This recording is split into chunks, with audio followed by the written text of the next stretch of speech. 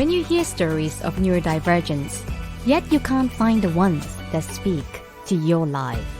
Utopia, the campaign, aims to platform the voices of neurodivergence across different communities and life circumstances, so we find the words to get the support we need.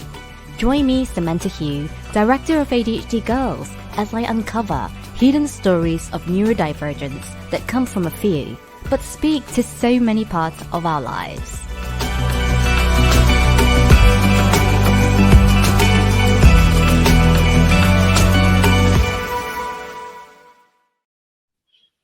Hey, hi, how are you? Hi, Samantha. I'm great. Thanks for having me. So really happy to have you here, KK, today.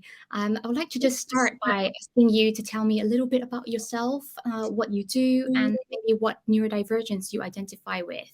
Okay, well, thank you. So my name is KK Harris. Like I said, professionally and on LinkedIn as KK Harris, career strategist. I think that what I do says it all, but a little bit more. I'm an executive coach for a talent development coaching firm, and I'm also a business coach psychologist. Mm-hmm. And what neurodiversity do I identify with? Well, I'm ADHD. And it's very interesting. It's like, am I ADHD? Do I have ADHD? But that's me. Yeah, I know the language of neurodiversity is kind of evolving, but generally, I think it's a preference, to what you want to be known. And I mean, have ADHD is correct. Being an ADHDer is also something a lot of people identify with. I like that, ADHDer. I love it. Yeah, it's like this new language that keeps coming these days, and it's really interesting to watch everything unfold. And I know that through our conversations, and also the work you do, you work with a lot of kind of high-achieving, high-performing people, who lead organizations, and also the work you do is about bringing the best out of people. Yes. Right? And so you are also, like what I see as something like a high achiever. And so when you look back on your life, right, how has being high achieving and maybe intelligent mask your neurodivergence? That's an interesting question. And I think particularly for girls, everybody thinks, oh, you're really good at this, or you're fast, you're quick, you understand things, you're a good reader, you're this and that and the other, are these really wonderful things, and you're achieving and you're doing so many different things. It's nice to be an intelligent person. Growing up, they wanted to put me up in school in America. That's what they do. They'll move you up to the next class, the next year group or two. And I made a decision not to go. And my mother actually gave me that choice. Do you want to move up or do you want to stay? And I stayed in my actual grade because I have a twin brother who, at the time, we didn't know he was dyslexic, very intelligent, but dyslexic. And I felt at that time when I was a child, my brother needed me. Now that high intelligence, that ability to move quickly means you can get things done faster. So I would do a lot of his homework too and get my homework done because I didn't like him being made to feel bad or less than, because in my mind, he was super intelligent and I still really look up to him. And he's gone on to work in the aerospace engineering field. And he's later in life, went to university and got all these qualifications and things. And so, I think really kind of to answer your question, it means that you wind up, no one notices that you're struggling because you're intelligent. And so for me growing up, it was you're just being lazy. When the grades started, when things just started, the distractions, the impetus to get up a lot, it just, you start getting labeled as, she talks too much, she's really good, if she would just do this, if she would just focus, it was always that, and so I think it definitely had its impact. But the question is, how does it mask? Yeah, it masks it because it doesn't allow you to see what's happening. And I think with females, they don't notice us so much. Yeah, yeah. Um, because you talk about, experience in school, and also like what you do now. You travel a lot for your work, and I just wonder what has it been like, trying to sustain this trajectory, because you Mm. mentioned that there is this tendency to get distracted whilst you're in school, and you need to move a lot, but then you kind of buckle down and then, try and do the right thing that will help you, achieve that goal, get that grade. So sustaining this trajectory, feels like something that requires this ongoing effort, like not taking your eye away from what you needed to do. Yeah. So I guess that question is, what's that journey been like Yeah. sustaining it? It's been challenging. You know, I think as I've gotten older, you know, I can do a lot. I really can. And most of us can do a lot. We're very adaptable. And I guess it's because we use we're kind of, we're neurodivergent. And so something changed, something is different about us, meaning, I might be stronger in a certain area. I'm definitely more daring, more willing to try something. If it sounds right to me, why not do it? So you keep going, you keep going, but I can go further and faster than someone else next to me. But there comes a point when there is a burnout because you're constantly going, and sustaining it, I think is difficult. I think it's difficult. And sustaining it while you're flying under the radar. And I have to tell your listeners, I was up under the radar like my whole life. I didn't have my diagnosis till almost 2 years ago. Mm-hmm. So that was a lot of stress, anxiety, because I couldn't understand why I couldn't maybe do certain tasks. But I'm smart. Why can I do that? But I think it can be very challenging for us. Exactly. Definitely challenging.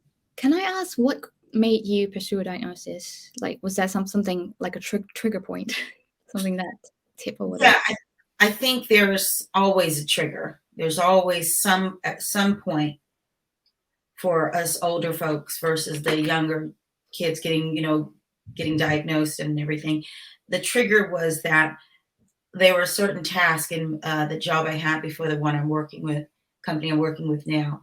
And the trigger was there were certain things that I couldn't it just didn't stick.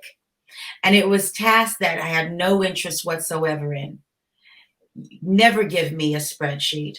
I hate them. The structure of it doesn't work with my brain. I see things in story. I see things, if it's flowing, it's as if I can see everything and see the beginning, the middle, the end, all the details within it. But if I look at a spreadsheet, it just doesn't work. It's my nightmare. It's one of my biggest nightmares working. And I was faced with that nightmare. And then I also had to use a certain platform, and I was struggling. And a colleague at the time, and he said to me, and I was doing a presentation, and when I'm tired, and then I have a lot of things going on, and the way my brain is, it's like I'm seeing things and it sounds like I'm going off on a tangent, but I'm not, because I know where it's going. But it was clear to him that something was different about me. And he said it the nicest way. He says, I recognize something in you that reminds me of me. I was wondering if are you ADHD? And my shoulders dropped and I said, I think I am. I've just avoided being, tested. Mm-hmm. And so we talked about it, and it literally got off the call, and I immediately found a psychologist, and I paid for it because I didn't want to go the NHS route out here in the UK because it takes a long time for diagnosis. Mm-hmm. So that was that turning point for me. Yeah, wow. Okay. Well, I mean, it sounds like obviously you had no problem advocating for yourself and describing, some of the things that, perhaps you were experiencing, because I think one of the reasons why we were flying under the radar in the beginning was that the pre-assessment rating scales for ADHD and the other rating scales, they aren't, inclusive to all genders and culture. But Mhm. yeah, it sounds like you've done a good job advocating for yourself. Well, yeah, it's funny that you mentioned about it's not inclusive, because part of what I do is my coach focuses around diversity and inclusion, and that means neurodiversity, and then all inclusive multiculturalism. So I'm very passionate about that. So, but I advocate for myself. And I had the resources, right? So that's a big thing too. I had the resources to go ahead and pay for that out of pocket. So, mm, Exactly. Yeah. Not everyone has that privilege, no. unfortunately. Yeah. I'm really interested in the work you do because I also listened to one of the podcasts by your company around neurodiversity and intersectionality. And I wanted to talk to you about, being someone who is high intelligent and also a person of color like myself. Have you Yeah. ever encountered any barriers in getting heard and accessing equal opportunities? I would say I can't say that I've experienced that as it pertains to neurodiversity, but I did have this experience where I had interviewed for a company, and as they said, "Do you have any questions?" And I said, "Oh, yes, I do. I mean, I've done my research. I mean, career strategist. This is what you do, right?" And I said, as a neurodivergent person, ADHD person, we, to ask a question, it's going to have four questions within a question, Yes. right? So I asked, yes, oh, yes, I do have some questions. And then I said, I was listening to your CEO's book, and I noticed this, and it made me think, is this the type of thing you're doing? And then also, I'd also like to know how that is affecting your team, and blah, blah, blah, right? A question turned into a few questions, but hey, my brain, hey, I guess everybody's diverse and that not everybody can keep up, right? And he was very rude. And he said to me, well, that's three questions, just like that. Yeah. And I thought, and I said, oh, do excuse me. I said, I am ADHD, and sometimes it comes out like that, because I'd like to be straight up. This is me. And he said, yeah, I saw that on your CV. And I thought, wow, wow. And he's a psychologist. Mm. That blew my mind. Mm-hmm. And so I think I don't think that had anything to do with me being a woman of color. I think that has to do with ignorance. Mm-hmm. I think that has to do with the lack of empathy, and lack of self-awareness on his part. And I think that as people are taking the time to go and get diagnosed, we have people who are saying, well, everybody's a little ADHD, or everybody.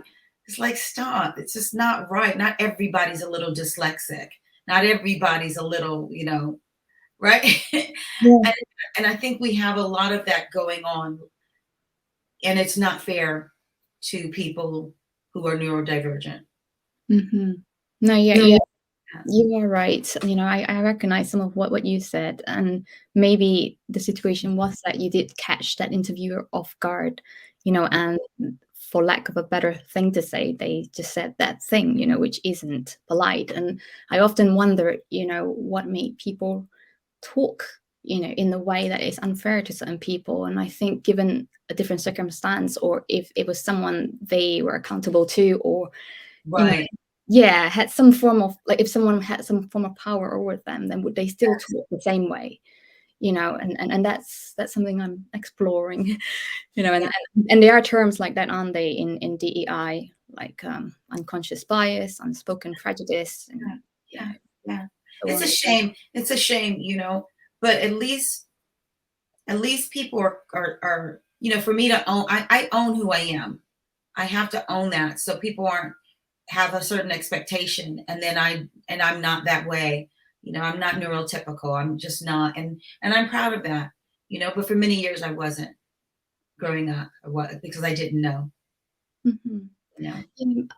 How have you overcome this kind of barriers? You know, sometimes these barriers are invisible, and Mhm. you don't even know they are barriers until you reflect, you know, and think, you know, how hard you have had to work, and how much you had to almost, you know, take the bull by the horn to go on and take your place, you know, Yeah. in your organization or in your career. How did you get there? Like, you know, overcoming these barriers to get to this place. You know, Sam, that's a good question. And I'll answer it like this. It comes from my childhood. So, like I said, my twin brother's dyslexic. And he's not a little dyslexic, you know, he's dyslexic. You know, he's got the letters can be flipped around, and he's had to work his, you know, for years to, you know, be able to get messages across. Thank God for the modern era. Thank God for technology. Because it makes it easier, you know, voice note and things like that, and it writes for you, you know, things like that. I think for me, not knowing that I was ADHD, but suspecting something wasn't right for many years. You know, when you're younger, I couldn't put a finger on it. I didn't know. There was no Google, you know, back in my day. But I think the fact that I saw what my brother would have gone through, you know, any challenges that I met along the way, I was able to overcome them, because, you know, you become resilient, you become strong. You know, the more, you know, you get calluses, I guess, as such. You know, you get stronger, you can grip things better when you have the calluses and stuff. And so I think it was just over time. You know, I've, you know, as an adult, I have found myself crying at certain times when I felt like people were not listening to me, hearing what I'm trying to say. It's not that I'm not doing this.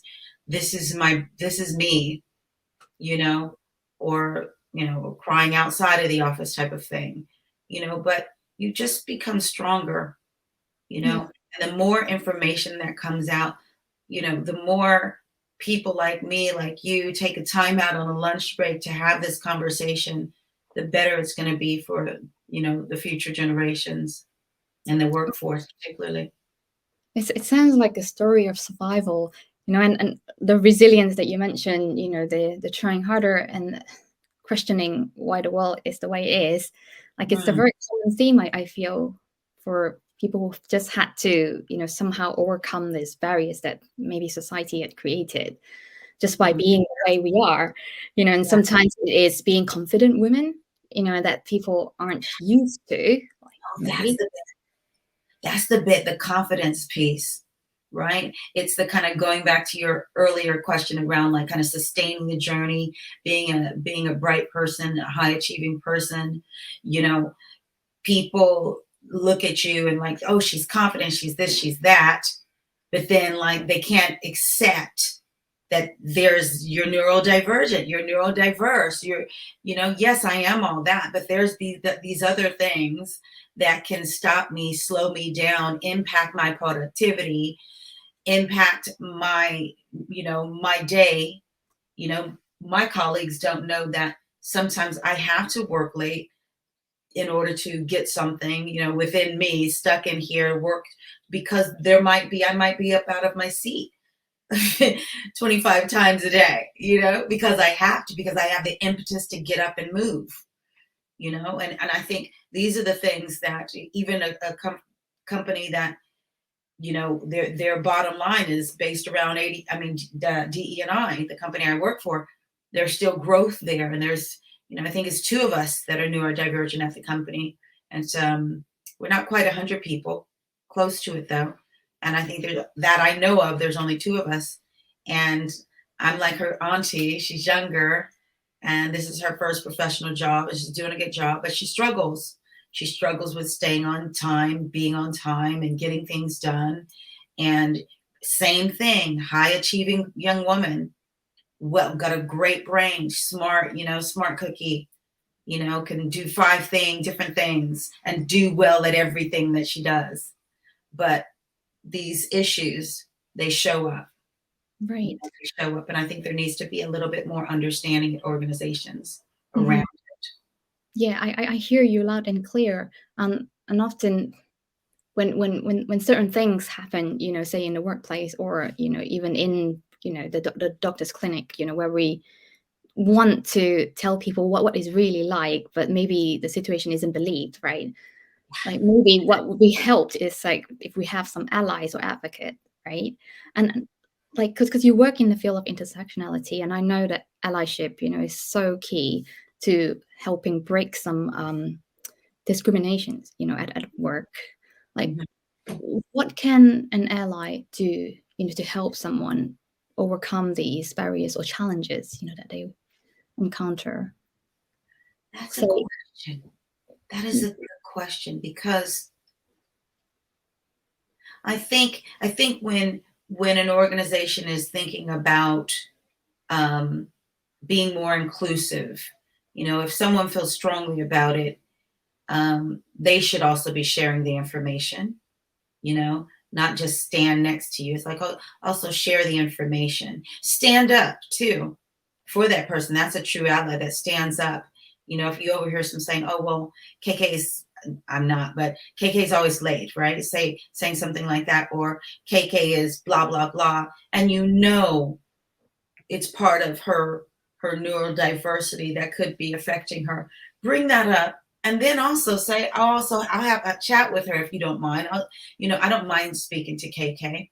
It's like this colleague of mine. So I said to someone, I said, I'll have a chat with her, because she's going to feel more comfortable, because number one, I'm her ADHD sister, we call her ADHD auntie. And then another thing is, she's going to be able to say and feel probably less pressure, that if you have an ally or someone's like you'll be able to talk to them. I think it's so important, it's so important. And I think people just don't have enough. They don't have enough. This is what I'm going to say. They're marking you based on the neurotypical. So they're like, I had my performance review, been doing really, really well. With my feedback, with my coaching sessions that we do, leadership coaching, maternity coaching, parental coaching, all this stuff, right? Working parents, we call it. And some of the tasks that I have to do at the end of my session is I have to go to Salesforce and I have to put some things in, right? And what I do is part of a series of activities that need to take place for other people, et cetera, right? Here's this fantastic feedback. And loved my feedback. Was my interview review was really great. And some of the feedback this was the only feedback was, oh, well, you know what, KK, if you would just get these things, if you could just make sure you get that in on time, if you would do this. And I'm listening to my manager, and I said, okay. I said, I get that. Yeah. Actually, I have turned a corner in a huge way with that. So I'm really pleased with myself, because I'm like, I sit myself in my office and I will make sure. But just as anyone else, I'm not perfect, but it was, if I could do that, but I know where I've come from. I know how good I am at that. And I had to work on that. But I said to her, I said, yes, I said, I can always be better at that. I said, but also understand the ADHD person is not, it's, you can't even explain it. You can't explain it to a neurotypical person, because they're looking at you, they're judging you based on the neurotypical. Can you get this? It's like, no, you have to understand, if I see a darn butterfly, I'm going to go look at that butterfly, get distracted, completely lose what I needed to get done unless I saw the butterfly, wrote down, put that into Salesforce. You know, I got to write that note, but trust me, the impetus to stand up and go check out that beautiful butterfly is stronger than putting doing that task, which doesn't give me any joy, right? Other than knowing I have to do it because it would be the impact on my colleagues. Yeah. And that's how I get it done in the first place. But it's not intentional, and it's more like, wow, you've been really doing good in this area. How's that feeling for you? That should be the question. You know, versus, oh, if you just tweak it, it's like, no, you're not getting it. It's my point. People still don't get us. They still don't, because they're looking at us, they're judging ability, they're judging you do so well, you're able to do this and that and the other. Just fix this about you. It's like, well, you fix something about you. Because I can't. Only thing I can do is do me the best. I promise I can do the best way I can. I had to discover what would turn my behavior around 9 months ago to get me better at getting certain tasks done. For me, my love of people, an inclusive way of thinking is what's the impact. So if I do that, then that's what I help my colleague. I said, you got to understand the impact. If we see it, but if you say just get it done, okay, and the ADHD person, okay, I'll get that done, but coach a client, study to really deliver a good service, really be able to help them listen to a podcast, read a book, because I can see it's tangible, because I'm making that in my face impact to their life. That has a lot more value to me than putting something in there. But when I attach it to an outcome, then I'm an impact, then I get it. Yeah, that's absolutely. I mean, it sounds like your strengths are really rightly placed, for the work that you do. Absolutely. And you're right. And, even you disclose you have ADHD, they do have to, make some adjustments for you. And part of it is about, creating this, support for this kind of admin horror to go away, and that's what you should be doing. Horror. Yeah. Sorry to interrupt you. I totally missed a call this morning because I didn't set a reminder in my calendar, and I felt so guilty for it. But then I didn't, make up an excuse. I just said I forgot. I didn't set a reminder. I'm sorry. Can we reschedule? Because I'm done like you. I don't want to make excuses, for things that, are my neurological makeup. It's how my brain works. Yeah. It's hard, isn't it? There's times where I just, even just then I felt emotion for you, because I know what that's like. You have all the best intentions, and there's a distraction, and you didn't write it down. And then you remember, I do have that meeting. Oh my God. And you're looking and you're like, oh, and it's a tough one. It's tough and it's hard. It is hard, but that's the thing. We can do really well doing the hard things, but it's the day-to-day easy things, that are boring, that we can't light up, right?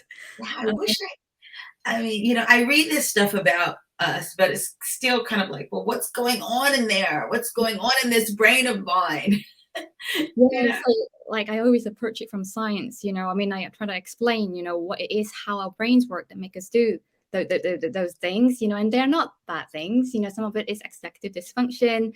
It's this effect that our prefrontal cortex, front part of our brain, don't nearly get as much activity as the typical brain. Yeah. And then there's also the mind-wandering element of the brain, where you're persistently pulled away from a task. If you see a butterfly, something outside, and it is like calling you, right? And yes, getting diagnosed and certain strategies can make it easier, but they don't really fully go away, because you live like that, right? Entirely, and that's how your brain works. And I think what it's given me is acceptance of who I am, and then then I can speak to the people who I work for, or how it affects life or relationships. I feel that growing up, my sister would, oh, you're so flaky, you're so flaky. It's like, it made all those tears. Once I got the diagnosis, it was like, it was just this, it just wiped up all those tears. Just, all the name calling, all the, you're stupid and things like that, because it started really showing its face, I would say, at about 13 years old, when school is no longer rote, where it's, when you're little, it's just, ABC, 1, 2, 3, 1, 2, and 3, but add this, it's very simple. But when things start becoming complicated and then you lose the interest, that's when it showed it was like, oh, what's going on with you?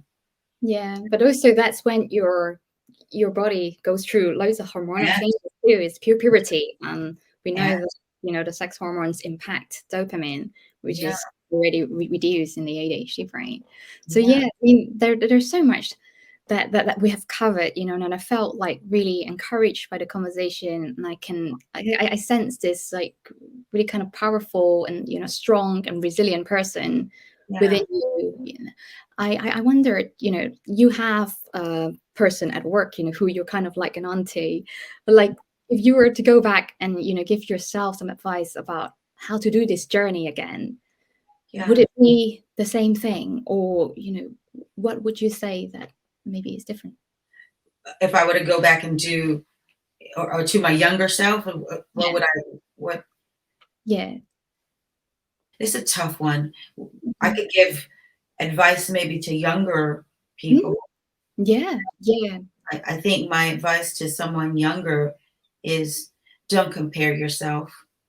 Don't compare yourself to your siblings or your classmates, because your brain is different, and that's good. And do the stuff you love to do, and do them really well. Just do them really well. And so if someone says things about, you're not good at this, that's okay. That's okay, because you're so good at what you love to do, and let that guide you. Let that be the thing that is just, it's the light for you, and that guides you. And if you do 3 and 5 more things along the way, that's okay too. Just love what you do, because you will probably do 3 to 5 more things that you love to do. And I was saying to my young friend Fizzy, with ADHD, and she said, my daughter had a party this weekend, and one of the young ladies is ADHD. She has a couple of friends, and she says, yeah, but I just do so many things. I said, honey, when you're 40 and when you're 45, your girlfriends, your guy, they will think you're amazing. They will be like, oh my God, how do you do so many things? Because ADHD is your superpower. That's how you're going to do so many things. So that's what I would say. Just keep doing it. Just do what you love to do. Because, when, like I said, you're middle aged, you'll be so impressive. The stories you'll tell. Exactly. And you've really lived, as a result of that. That's such a good advice, for someone with ADHD, because we love to do so much, and like when you do all those things, eventually, like for this big thing that you want to do, when you get to the 45, you can put all those skills together, that you gain from doing those things. Absolutely. Right? Absolutely. I think that's, wonderful thing about the job that I do for this company is that when I came in, I was still freshly, diagnosed, so I was like, yeah, this is me, this intersectional baby. And, but I said, look, I like social media stuff. I like to do different things. I don't want to just be your coach. I'd like to do interviews. I'd like to help create content. I'd like to do these other things. So I was able to negotiate a contract that gives me a certain amount of time to do all the other things that are my skill set. And that's been absolutely wonderful, because, we, as a person, as an ADHDer, I guess I could use that, with someone with ADHD, we need that, that thing that gets us excited. If it's the same thing, it's going to be hard to last.